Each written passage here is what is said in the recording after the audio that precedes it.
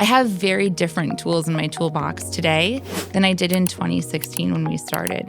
The first tool I had in my toolbox was about $10,000 that I felt like we could peel off and set fire to and try to do something different with our lives than we were doing in a typical setting.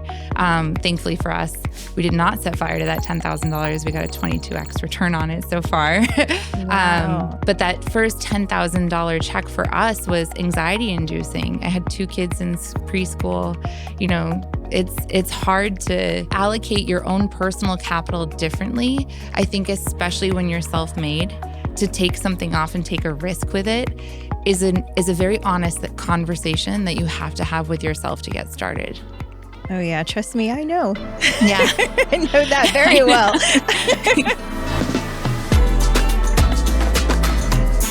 Hello, money movers. Welcome to another episode of Her Money Moves, and we are here with a big-time money mover, Senofer Mendoza. She is the general partner of Mendoza Ventures, which is the first Latino-led and woman-led venture capital firm on the East Coast. And it's here out of Boston. Mendoza Ventures is raising a $100 million fund, and I am a very proud limited partner in that fund. So I have one of these very cool VC puppies back in Texas.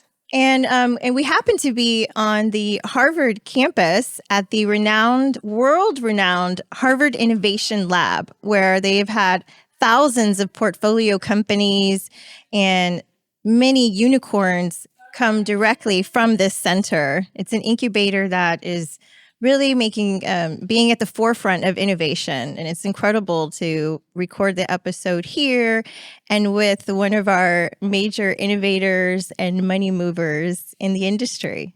So welcome, Senofer. Thank you, Stacey. That's quite an intro. So let's start off with, how did you get to where you are today? Very carefully. I was not the person that when I was younger wanted to work in finance. I always thought I'd be really bad at finance. I always laughed that I'm the statistic that got really bad at math in middle school. They've come up with all these studies on women in finance and science since I was younger, and I was the one that dropped off in middle school and pursued the arts. So a lot of women are intimidated by finance. They always say, oh, well, I'm kind of numbers. I'm not good with numbers. And it's like, how were you able to transfer that and to change that for yourself and become confident? Exactly. And I don't think it's so much that we're intimidated by it. I think it's that we're told it's not for us, and I just listened too hard. But I was designing 4- and 5-star hotels internationally. So I was actually managing budgets of millions of dollars. I just didn't translate the narrative of that skill to myself. And I worked in enterprise sales, helping international brands essentially activate their budget in a really proactive, lucrative way. So we had a couple startups, and I COO'd those 2 startups to help them grow beyond my living room.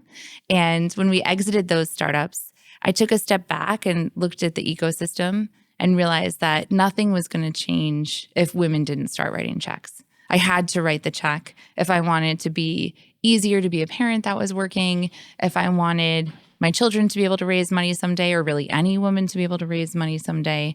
We had to step into the capital stack in a really proactive way. And so we started doing that. Fast forward, we're on our 3rd fund. It's a $100 million fund that's institutional capital for A round and above, anchored by Bank of America, with LPs like yourself that are amazing, but also some of the largest financial institutions in the country, like Truist and Grasshopper as well. Amazing. I don't mess around. Oh, I know. We've been able to work rooms together. So tell us about how you got started.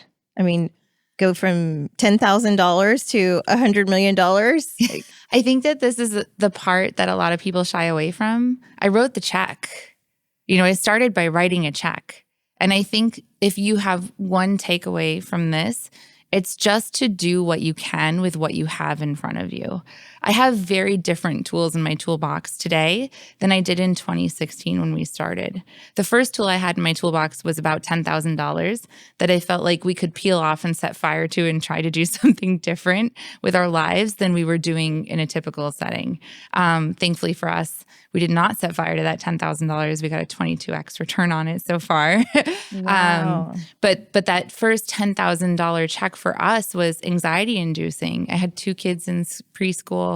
You know, it's hard to allocate your own personal capital differently. I think especially when you're self-made, to take something off and take a risk with it is a very honest conversation that you have to have with yourself to get started.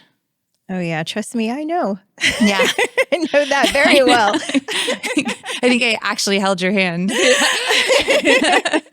And then, you know, from there, that was the beginning. So we knew that we wanted to do something different. My husband came home and said, I want to start a venture capital firm. We unpacked what that looked like for us. And our first investment was to a local company in Boston named Alice. And they're like an AI swag company. They're really cool.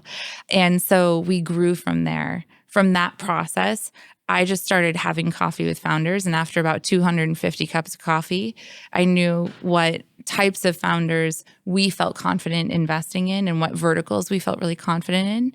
Today, we invest in AI, fintech, and cybersecurity.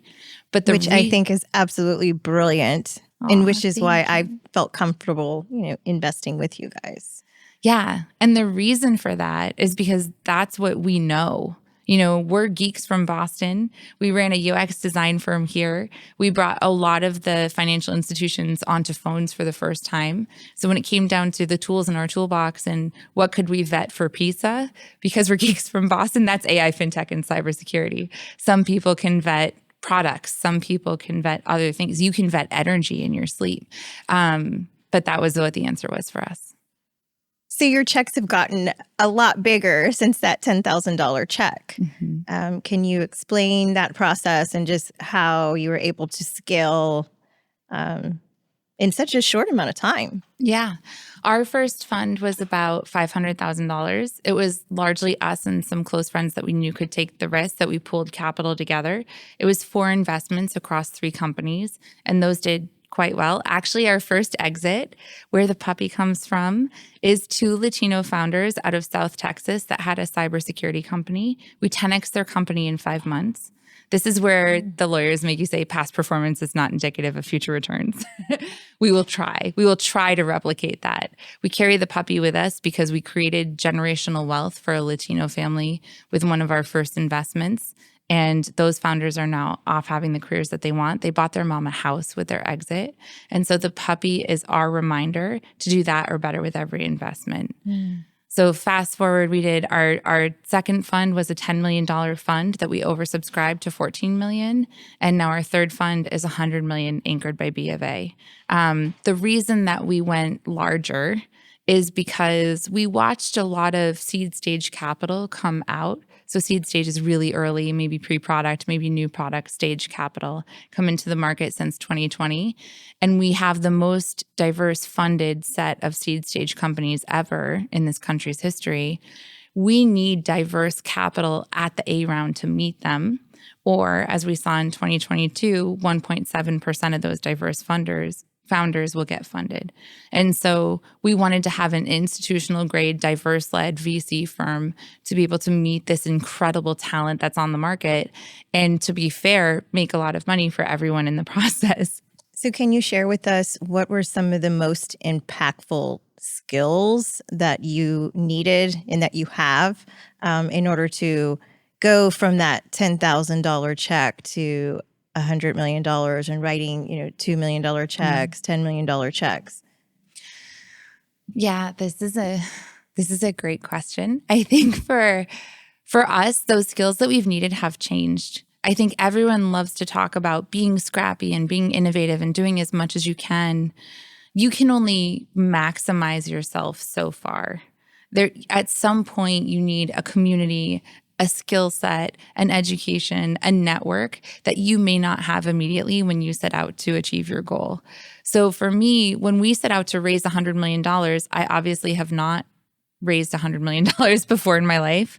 It was my first time doing that. I was spending a lot of time with other women in the VC ecosystem, and I wasn't getting very far. And I started getting really frustrated with myself. I was like, my calendar's full of meetings and I'm not really moving the needle here. Mm-hmm. And then I took a step back and I said, okay, what do these women do? What's their role on their investment committees?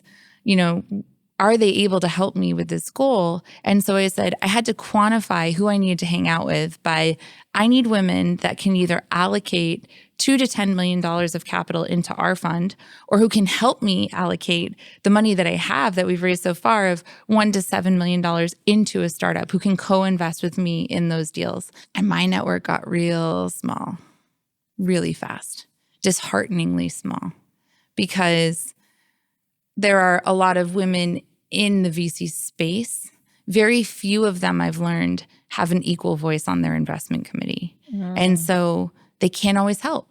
There are some great female partners at some amazing firms.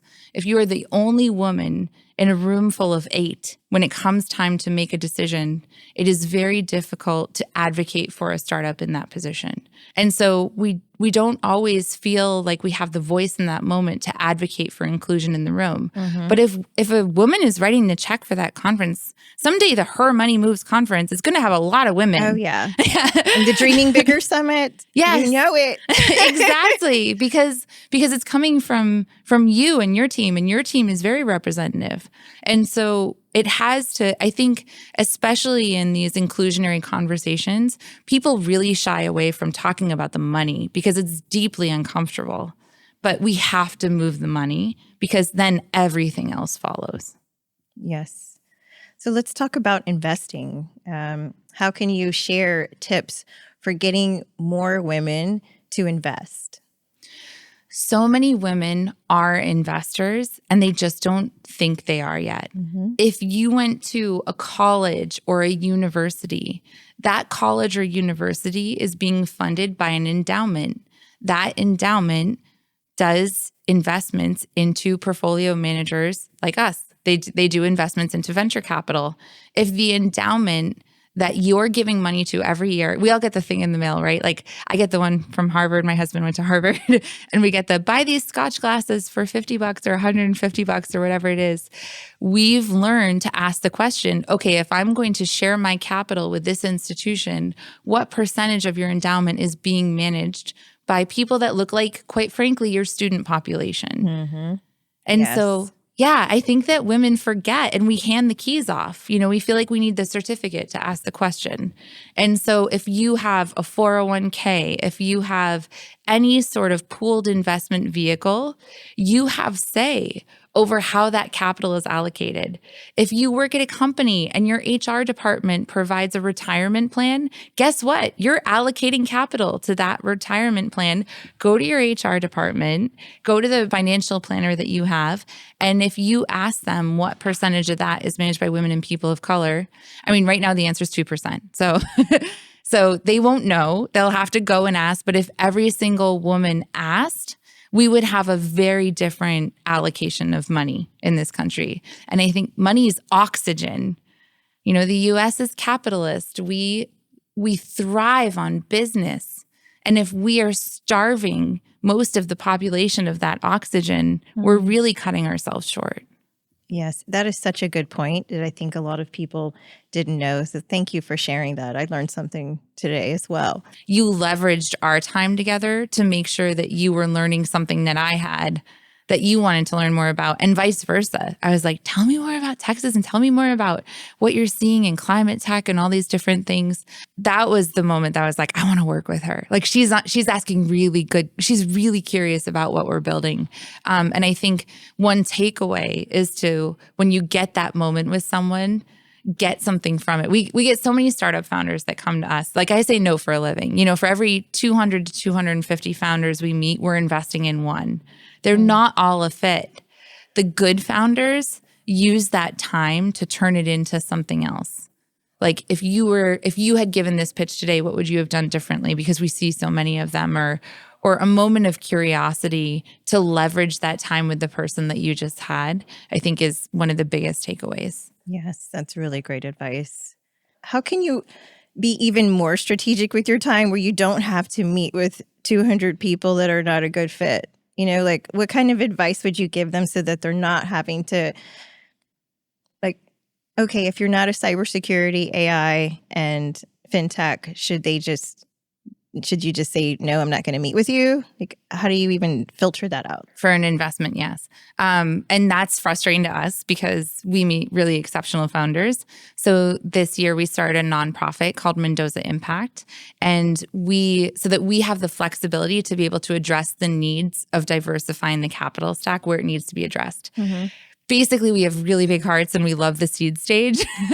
And we needed a vehicle to be able to support those founders. And so we started a nonprofit to be able to do that. And Mendoza Impact supports founders, funders, and fellows to be able to pull diverse people up into money management, essentially, so that in 10 years, we don't have 1.7% or 2% going to women and people of color. We have a much larger percentage. For those of you that don't know, Stacy won Funder of the Year from Mendoza Impact last night because I have never seen an LP have as much fun as you do allocating capital with flair. It's like there are lots of women that write checks for a living, but you do it with style. And I love that. And also because you are always, I just talked about value engineering your time like crazy, but you will always take the phone call for anyone that needs it. That is an example that I love seeing set for everyone coming with us. So being here in Boston, you've been part of this Boston ecosystem for quite some time. For some of the emerging ecosystems, around the country, what is some things that you've seen are, advantages and, some challenges, and what kind of advice could you give, or some things that you've observed? There's so much to talk about here. I would say it is the time to grow an ecosystem. If you want to create an environment where entrepreneurs can thrive, now is the time. When we were younger, there were no entrepreneurship MBA programs. You went to an MBA up until I'd say 2020 maybe to go into like a big institution with lots of middle management and things like that, which is why I didn't get my MBA. It sounded painful. I would rather design hotels at that point. And so for us, there's all of this infrastructure that's been laid. We're sitting in Harvard Innovation Labs. Mm-hmm. Harvard did not promote innovation until recently. You had to innovate yourself out of Harvard, usually, if you had a startup. And so that support is here in a way that's never been before. Under the CHIPS Act, they just added a portion of the CHIPS Act called hubs to intentionally grow these innovation ecosystems around the country. And that's on the Department of Commerce website. If you guys haven't seen, the Hubs Act was just announced recently, and you can look to see where those ecosystems are going to be. That being said, we also grew a national brand quickly because we are the first Latino-founded firm on the East Coast. And it is the capital allocation in Boston has not yet caught up to the rest of the country in its inclusiveness, which makes it hard to stay. It's why we've lost talented startups and VC firms before. It is something that the city and the state are proactively working on fixing. We are a big part of that. There are 3 Latino businesses on Newbury Street today. It is us, the dry cleaner, who I think is going to come in as an investor because we've been talking about it a lot, and the taqueria, who I just give money to all day long. But we don't want to leave Newbury Street with only 3 Latino businesses on it.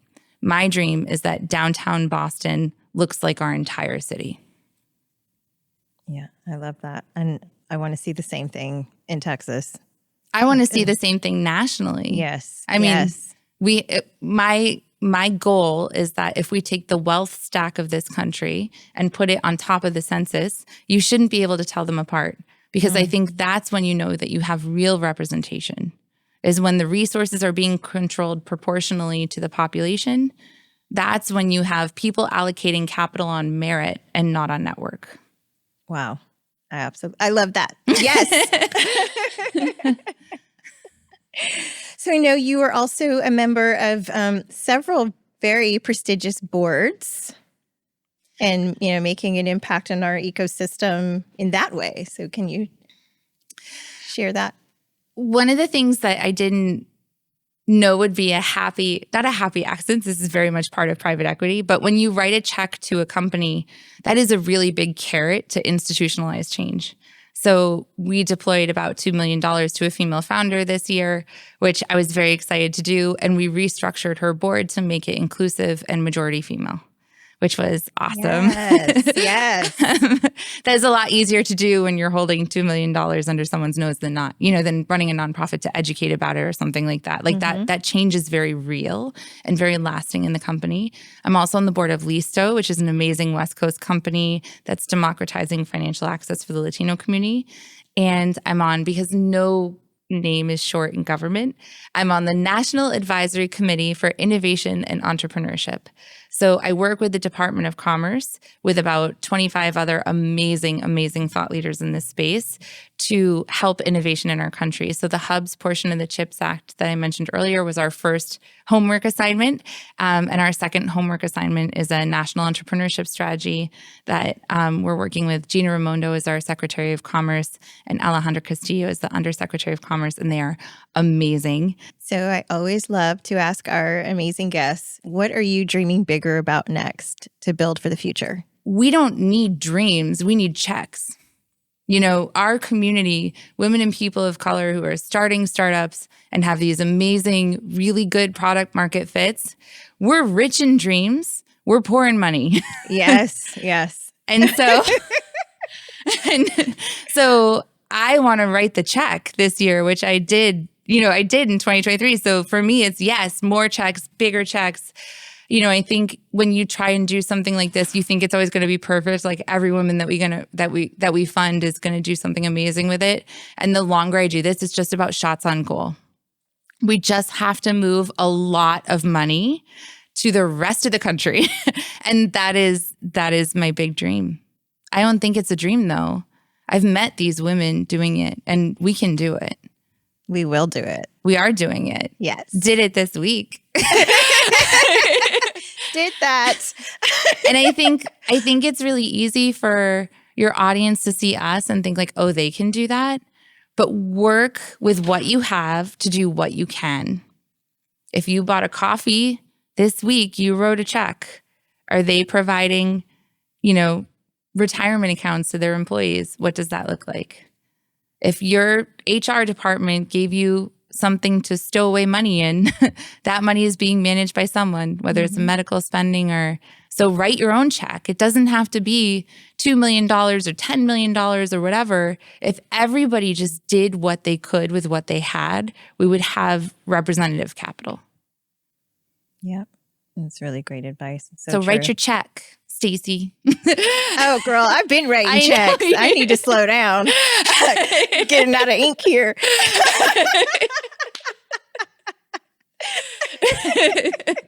Get everybody calling. I heard you've been writing some checks. Yeah.